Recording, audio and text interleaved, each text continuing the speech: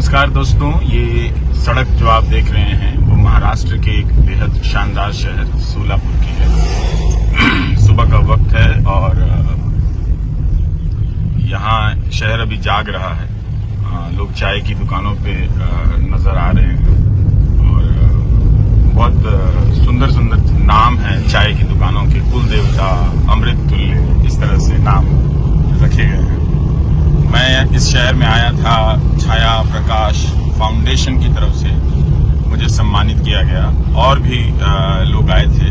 बहुत ही शानदार लोगों से मुलाकात हुई और सबसे बड़ी बात यह है कि मोहन अगाशे जी से मुलाकात हुई और झिलमताई जो ओडिशी की बड़ी नृत्यांगना है, जो मुंबई में स्मिता पाटिल की याद में स्मितालय चलाती हैं, जहाँ पे वो नृत्य का प्रशिक्षण देती हैं हर उम्र के लोगों को। उन्होंने भी अभिनय कर कुछ नृत्य की बारे में की खूबियों के बारे में बताया हम सभी को। और आप देख रहे हैं कि कितनी पुरानी चीजें जो शहर में हैं वो अब धीरे धीरे हर शहर में कम होती जा रही हैं और नई इमारतें, नई नई चीजें आ रही हैं। ऐसे ही बदलाव आता है और बदलाव चला भी जाता है। तो सोलापुर में मुझे सम्मानित किया गया और जस्टिस एपी शाह से मुलाकात हुई, भाषा के प्रकांड विद्वान गणेश देवी जी से मुलाकात हुई और सबसे शानदार बात यह रही कि मेरी मुलाकात हुई मोहन अगाशे जी से, जो शानदार एक कलाकार हैं, अभिनेता हैं। और क्या उनके भीतर बचपन की मुद्राएं मैंने देखी जब वो किस तरह से हंसी मजाक कर रहे थे मराठी भाषा में अपने साथियों के साथ। तो पता चला, देख रहा था कि इतना महान कलाकार कितना जीवंत है अपने भीतर। और एक तरह से लोग जो हैं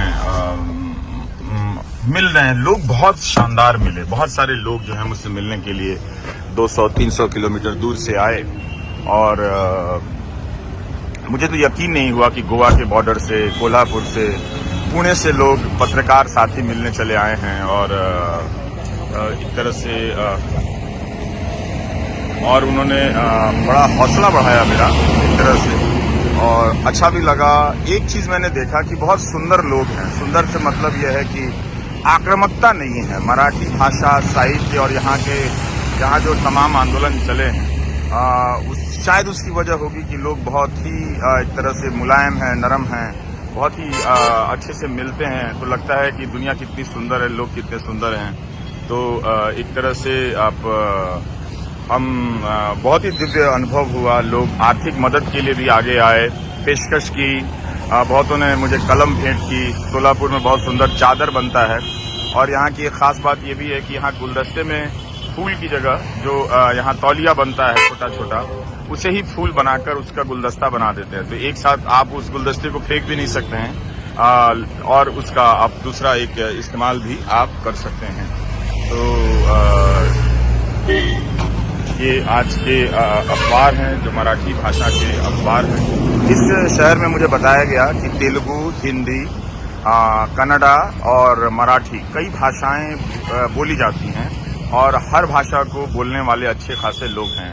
तो बड़ा ही शानदार भाषा के लिहाज से इस शहर को देखना चाहिए कि एक व्यक्ति के भीतर कितनी भाषाओं के शब्द हैं। वो अगर देखने जाने का मौका मिले तो मजा ही आ जाए। तो ये महाराष्ट्र का एक शहर है। बहुत ही मुझे अच्छा लगा यहाँ लोगों से मिलकर। यकीन हुआ कि हम जो काम करते हैं, आप नए पत्रकार जो लोग काम करेंगे, समाज बहुत सहयोग करता है अपने तरीके से। आपको गले लगा लेता है, आपको कलम भेंट कर देता है, चादर भेंट कर देता है, आर्थिक मदद भी दे देता है जो उसकी क्षमता है। तो वो निराश नहीं करता है। कई लोगों ने मुझसे कहा कि अपना रास्ता देखो, दुनिया का क्या है, सब अपना अपना देख रहे हैं। पर ऐसा नहीं है, वो सब अपने अपने जीवन में व्यस्त हैं। मगर यही वो लोग हैं जो वक्त निकाल कर आते हैं। 300 किलोमीटर से कौन आ रहा है? क्या वो सिर्फ अपना देखने वाला व्यक्ति है? नहीं। तो हमें ये भी देखना है कि इसी वक्त में ऐसे लोग हैं जो अपना तो देख रहे हैं लेकिन दूसरे का भी देख रहे हैं कि उसके साथ क्या हो रहा है और एक पत्रकार का हौसला भी बढ़ा रहे हैं।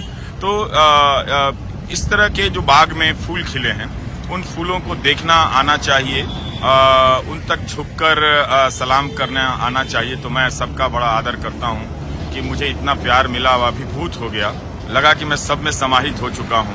तो बहुत सुंदर लगा। ये सामाजिक अनुभव जो है कि समाज आता है आपको आपके काम के बदले में रिटर्न देता है, वापस करता है कि हमें याद है इस शहर में। और मैं हिंदी भाषी हूँ, लेकिन मैं गदगद हो जाता हूँ कि मराठी भाषा के लोग मुझे इतना प्यार दे रहे हैं, मेरी बातों को सुन रहे हैं। तो जब हम जनगण मन गाते हैं तो यही तो होता है ना, जब भारत के अलग अलग प्रांतों का उच्चारण करते हैं तो हमारे दिल में पूरा भारत जो है वो घुलने मिलने लगता है। और ऐसा ही कुछ सुखद अनुभव होता है कि जब मैं दूसरी भाषाओं के पाठकों और दर्शकों के बीच पहुंचता हूं और जब पता चलता है कि उन्होंने सुना है, पढ़ा है, ये बड़ा ही जीवन को धन्य करने वाला प्रसंग है। और जबकि मराठी साहित्य भाषा कितनी विकसित भाषा है, जिस तरह से लोग बात कर रहे थे सार्वजनिक चीजों के बारे में, पता चल रहा था कि ये भाषा जो है इसको किसी दूसरी भाषा की जरूरत नहीं है। ना तो ये अंग्रेजी को लेकर कुंठित है, ना ये किसी और भाषा के वर्चस्व को लेकर कुंठित है। अपने भीतर निरंतर विकास कर रही है ये भाषा। और नए नए विषयों पर ऐसे ऐसे लोग मिले। एक पत्रकार मिले जो उन्होंने कहा कि पिछले 15-18 साल से शिवाजी पर रिसर्च कर रहे हैं, काम कर रहे हैं, किताब लिखना चाहते हैं। तो ऐसे ऐसे जुनूनी लोग मिले जो मराठी में लिख रहे हैं और उनके भीतर इस तरह की कोई कुंठा नहीं है कि वो अंग्रेजी में किताब आ जाए। बहुत शानदार किताबों के बारे में यहाँ जानकारी मिली जो केवल और केवल मराठी में लिखी जा रही है। लोग बात कर रहे हैं कि बहुत ही पाथ ब्रेकिंग, एक तरह से रास्ता बदल देने वाली किताब आई है मराठी में। साहित्य अकादमी पुरस्कार भी मिला है। प्रवीण बांदेकर की किताब के बारे में यहाँ पर बहुत चर्चा हो रही थी। तो इस तरह के सुंदर अनुभवों के साथ मैं दिल्ली लौट रहा हूँ। बहुत ही अच्छा लगा।